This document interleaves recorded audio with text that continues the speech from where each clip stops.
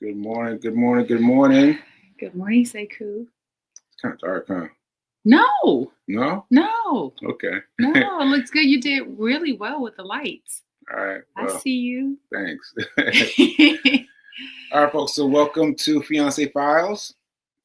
Shout out to New Thought Media Network for giving me this space and opportunity to grow. And without further ado, we are simply sharing our experiences. So, Yes. we got to ask you to put your own research with what we say and figure it out. Figure it out. Was that too mean? No. Okay. Oh, was that too mean? No, Okay. no. Okay. Not at all. Okay. So, yeah, I don't know. Normally you say, so what are we talking about today? So what are we talking about today? Well, I have a question. Yeah. For you. And I don't know if I've ever asked you this. This came up last night. On Wednesdays, I'm a host for this professional women's networking group. And we were talking about families and siblings. And two of the women are they're only child. They're an only child family. Yeah. So one of the women, she always wanted another sibling. The other woman loved being an only child, loved it. She wouldn't change anything. And I was sharing with them, I said, who's an only child? Mm-hmm. So being an only child, did you ever want siblings, or were you really content with being an only child? So we have to build in the amnesia factor. And so really I'm starting over having siblings like 2.5 years ago. Aww. So yeah, so that's interesting to ask. I guess I know now by fact that my brother and I didn't quite grow up together. We overlapped sometimes. And my sister has passed away. And so I don't know if I can answer that because I don't really have any memories of that. I don't think so. You don't think so? What? I don't think so. I don't think I have enough to speak on that with. So like this, there should be a whole body of memories, right? Mm-hmm. A whole, litany of memories. But with me, the memories are kind of catch and catch can. Oh, that's good. Say that 10 times fast. Catch and catch can. Catch as catch can. Catch as catch can. Catch as catch. Oh, that's a new song for me. Mm-hmm. Okay, you grew up with being the only child in your house. You didn't live with your my brother and I, we overlapped sometimes when we were at our father's house together. Oh, okay. Yeah. Okay, fair enough. I'm remembering now us being different ages. And oh my God, now I'm remembering him beating me up. I was trying to I tried to attack him. He would get me. This guy getting me. You tried to attack him. Yeah, I was just being a brother. I was hiding in his closet, and I was waiting for him to, look around the house with me, and then jumped out of the closet. Ah! And then he got me. I was like, all right, stop. Oh, So that was fun. So cute. That was fun. Nikki and I used to do that a lot. I used to hide. I love to hide, even as an adult. Really? Well, when you come home, I've been hidden. No? Yeah. What? Yeah. Like I'll hide behind the doors and I'll come out at you. Oh, yeah. I love to hide. Yeah. Okay. That's interesting because I think sometimes people assume that only children, because they'll even say it, you're an only child, you're the only one. And I think some people are well adjusted. It was interesting to learn that this one woman absolutely loved being an only child. And she understood the benefits of being an only child. And I just thought that was interesting.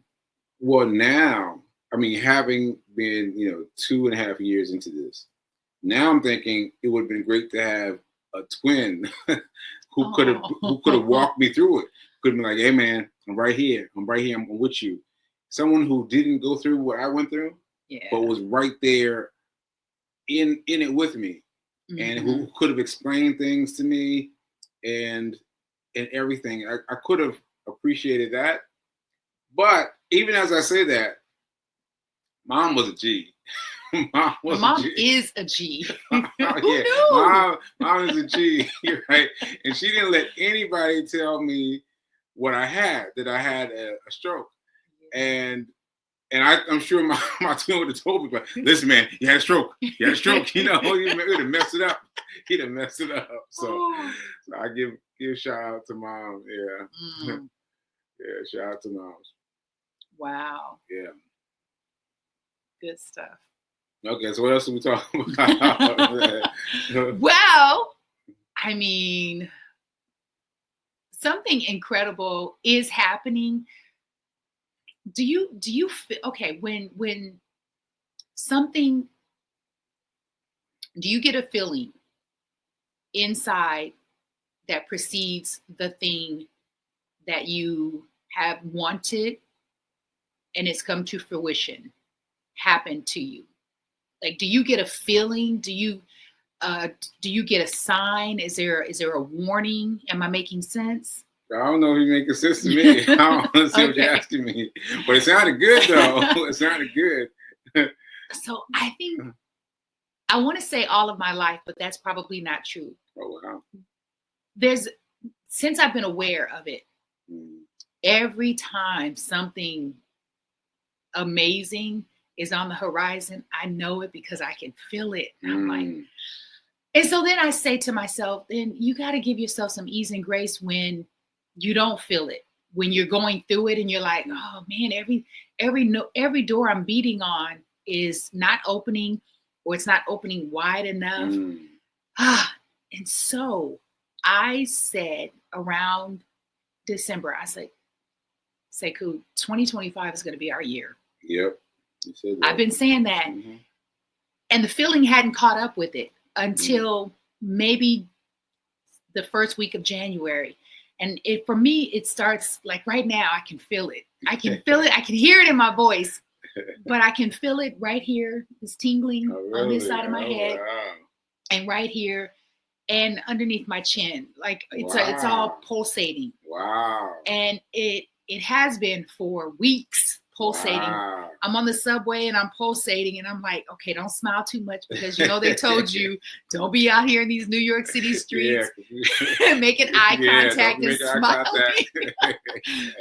And I have to hold myself back because for a long time, and I know you guys, so for those of you who might be just tuning in, if you don't know us, I'm Fee King, he's Sekou Writes. We've been friends for over 20 years. We met at the African Black Film Festival. African American, thank you.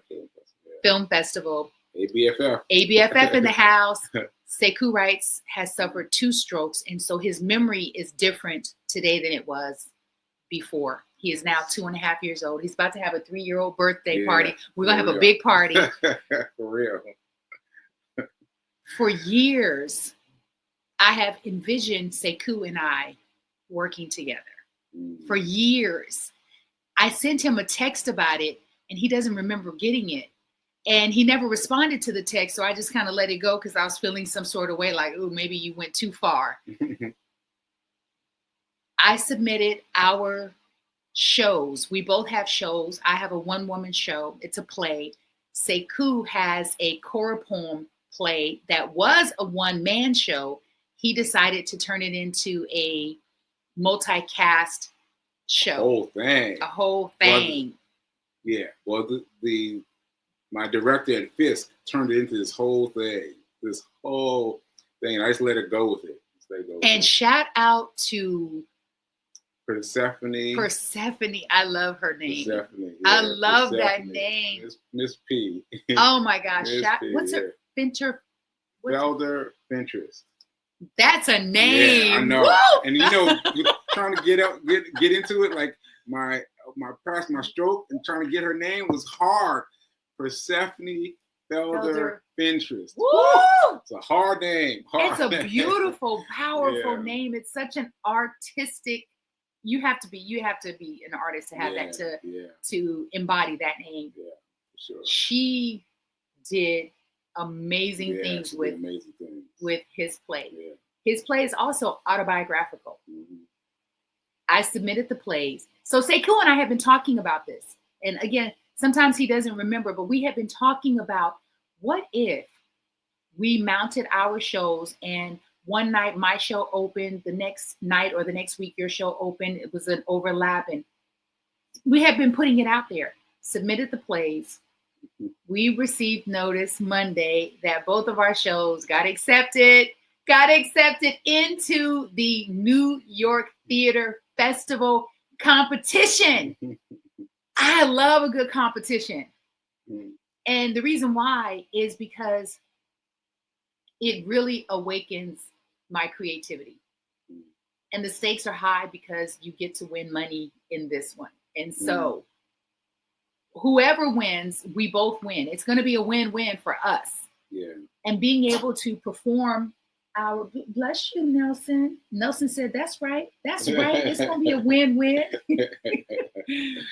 This will be the first time that we are performing these particular pieces in New York City.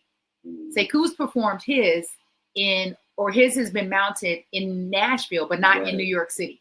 Right. So this is epic. Oh, wow. I hadn't thought about that. Yes. Yeah. Wow. And this will be his first time being back into that creative space since his stroke. Yes. So 2.5, 3 years coming up. It's going to be 3 years. By the time the shows are at the festival, it will be 3 years. Wow. Yeah. That's a big one.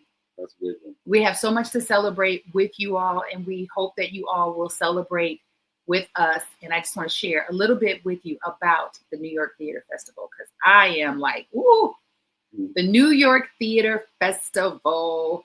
It's a chance to have your play live on a New York City stage. And this is their spring summer festival competition. They're still accepting plays. So if you are an actor, a playwright, if you write musicals, solo shows, one acts, anywhere between, they have the genres are massive, between 5 and 90 different genres. Sorry, the length of your play can be anywhere from 5 to 90 minutes. So the New York Theater Festival has been a haven for playwrights for 23 seasons. Why is the New York Theater Festival a mecca for new and original plays? Simple. You can win money. It's a quality venue, 99-seat, beautiful theater. They invite industry. It's going to be so beautiful. And I love that it's going to happen in the summer. So it's going to be July 30th through August 4th. We will be sharing more along the journey. So congratulations. Congratulations. We get to work together. So that is exciting. Yeah. Yeah. And I just want to, I don't know if, I think I want to, okay. She expressed this feeling, right? But me, I was trying to figure out, like, you applied to something? And she's like, yeah, she's right there. I'm really excited about it. Like, I was like, oh, yeah? And I was like, well, maybe I should submit. She said, yeah, you should submit. And I was like, yeah, all right. And it was a difficult process. Y'all don't understand me getting on the computer and trying to figure things out. It was a challenging process for me. Mm-hmm. Now she had been doing her thing with him for at least a week. And it challenging for me because I'm doing it from my cell phone because my computer broke again. Mm. And I was unable to upload my manuscript from the cell phone. I had to do it from Sekou's. So Sekou's, my script is not on his computer. And I was like, wow, I'm being met with a lot of challenges. It took me almost 2 weeks. Wow. It took me emailing them saying, listen, I'm having this issue. Yeah, right. Is there any way I can submit a different way? And they were so kind, you know, because sometimes, you know, you have to work within the parameters of a festival's process. And I shout out to New York Theater Festival for just being a little flexible. Yeah. So, yeah. And you know what, Sekou, so many things are challenging for you now. I think what you forget is that even though it's challenging, you do it, you get it done. And I got frustrated with him about the characters and I didn't understand. So shout out to you for getting it, because you were like, they want the characters. And I'm like, yeah, they want a description. No, they just wanted to know the characters. And that's exactly what you did. Yeah. Yeah. Like, I love the characters. The names of the places where I've lived. So we won't even give it away because it is so dope. I didn't realize that. Oh yeah. When your show was up at Nashville, I didn't realize those names. No. So what happened was I found a script that was more recent, because I was just looking for the most recent thing. I was trying to get the most recent thing, get it up in there. Okay. And I realized that this was a script that I wrote after Nashville? After Fisk. Yeah. Something special. I was like, because I sat and I watched it. I allowed myself to sit and watch the play as Persephone envisioned it. Yes. And I wrote some things based on that. And it has been unearthed. It's been unearthed. I was like, oh, this looks good. Okay, I can do this. And so yeah, it's an interesting way of portraying the characters. I love it. When I was looking over your shoulder, I thought, I missed that in the play, because I saw the play 2 or 3 times in Nashville over that weekend. Yeah. You're so talented. You and Rev Melissa were talking about this yesterday. Thank you again, Rev Melissa, for pulling him up, because he needs to be reminded. And I've been saying this, Sekou, and I have receipts because of this new technology, because of social media. I have been saying this about you and to you long before we started dating, how talented you are, how gifted you are, and how smart you are. And you get to be reminded you are so talented, and you're an incredible writer. And more people get to experience you post-stroke, even though some of your work is before your stroke, but you're going to bring the new Sekou to your work. Yeah. I'm so excited. Like, I'm telling you, I am reverberating. Meanwhile, I'm scared. Oh, me too. Yeah, well, good. Because I have deliberately not done anything creative since my stroke, because I've been focusing on money. Yeah. Been focusing on money. And I've shut myself off from everything else. Stopped doing bracelets. I stopped doing cars. I stopped doing everything to focus on money. Yeah. And I feel like this is my final deadline now. That's how it affected me. Because you said like end of July, beginning of August. I was like, all right, that's it. That's my bell for ringing of my end of doing things for money. Like, I need to reach a certain plateau by the time we get to July 30th. Yeah, by the time we get to July 30th.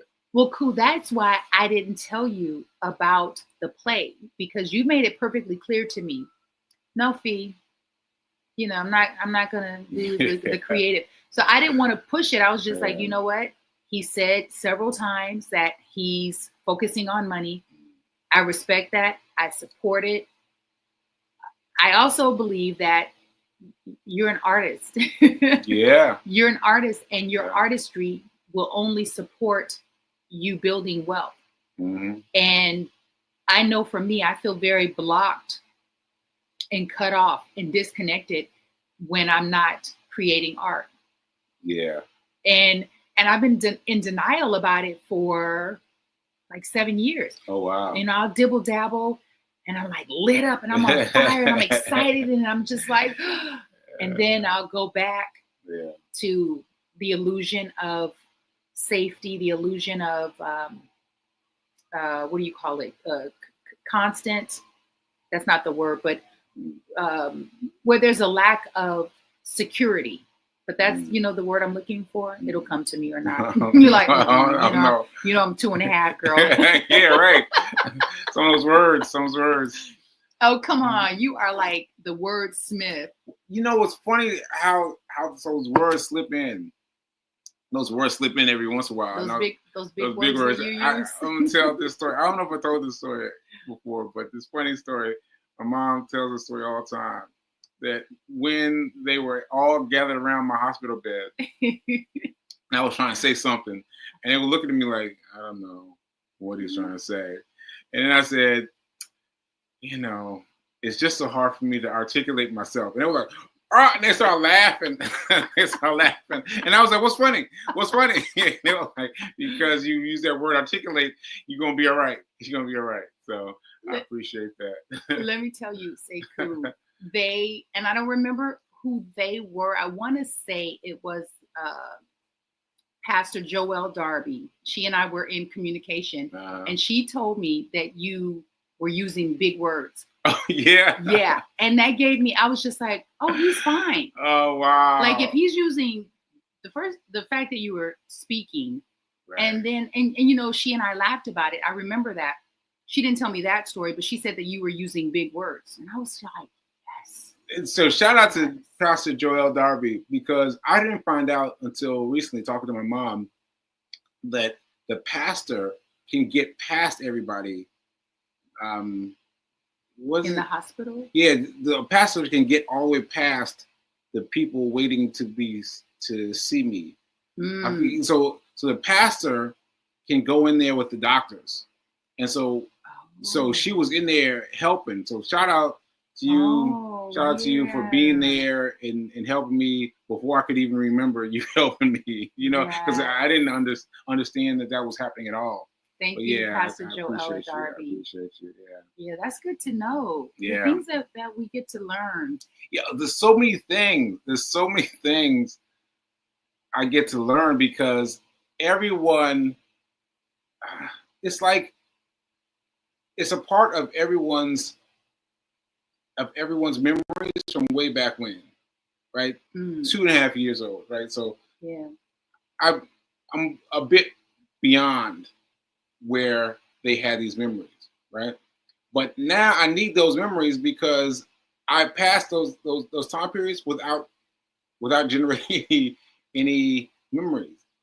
You know what I mean? Like, no. Okay. I don't know what you just said. So I'm saying, like, you experienced me, like you had some experience about how you found out and stuff like that, right? Yes. But meanwhile, I am completely gone, right? I'm in a space where I can't understand anything that's going on. And so by the time now that I'm reaching back for that story, it's like you got to pull back. Yo, wait a minute now. I remember that from way long time ago, from 2.5 years ago. But I am just experiencing this from other people. So Tondi, my friend in Boston. So she started to tell me what happened for her. She started to tell me about a friend of hers who said run to Facebook, and I had to stop her. I changed the subject because it was triggering for me. It was triggering for me. I was like, I just changed the subject on her because it felt close to me. And you know what I mean? It was like it felt close. And so anyway, I'm trying to let these old stories in. Okay. As I move forward. And it's hard, you know? Yeah. Okay, Finn? Yes. Okay. Yes. Yeah. I could imagine. Yeah. Yeah. And that speaks to the process, because you're really mourning who you were. You're mourning your old self. And I think anyone who has ever lost anyone. Oh, let me say something right there, because this happened to me yesterday. My phone operates like Facebook, like a social media thing. Oh, so now you Mark Zuckerberg. What? Nothing. It's like, what? I don't know what you're talking about. But it does, it behaves as if it's a social media thing. Okay. Right? So my phone, I have a Samsung phone. I'm sorry. Whatever. Stop. Let me finish this. So I go to my phone, my gallery on my phone, and it shows me scenes from way back when. It'll list all these categories, like 5 or 6 categories of different things that it wants me to see. And I've been avoiding these things. I've been avoiding them. And last night I pressed one of them, and it took me so far back to people I don't even really recognize, and it was hard for me. It's hard for me. I just had to cut it short, because I don't know. It's like my phone is taking me too far back into my past, into my old sekous, you would say. And I need to be focused on me, my 2-year-old self, 2.5 years old self. I need to focus on him. Your new shiny bright sekou. Yeah, something like that. Yeah, something like that. I think it's the process, and my point is that everyone has their own process that you get to honor, because some people would want you to face that, to deal with it. And it's just like when you lose someone you love. Some people want the mourning process to be nicely packaged and neatly wrapped. And it's not. You get to mourn the old sekou in the way that you are mourning him. And if you choose to never look back, like, you get to do that, right? Because it's your life. And you get to take as long as you want. It's just like, I remember the doctor saying, and some of your therapists saying, that when it comes to recovering from a stroke, your brain has to rest. And so for us, sometimes, I know for me, I was thinking, okay, the rest is going to be a few months. Right? Yes. I thought it would be like that. It has not been the case. Because I think the brain has brain time and we have human time.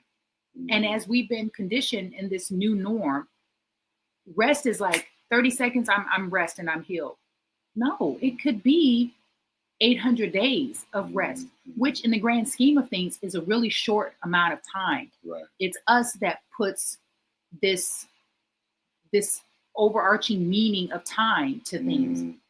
And so what I'm finding is we're approaching 3 years, and every day, because I'm seeing you, I'm with you, I'm seeing change and growth and improvement every single day. Even the days when you feel like, oh, I'm so tired, or I don't have any energy, but I'm still seeing the growth. Like right now,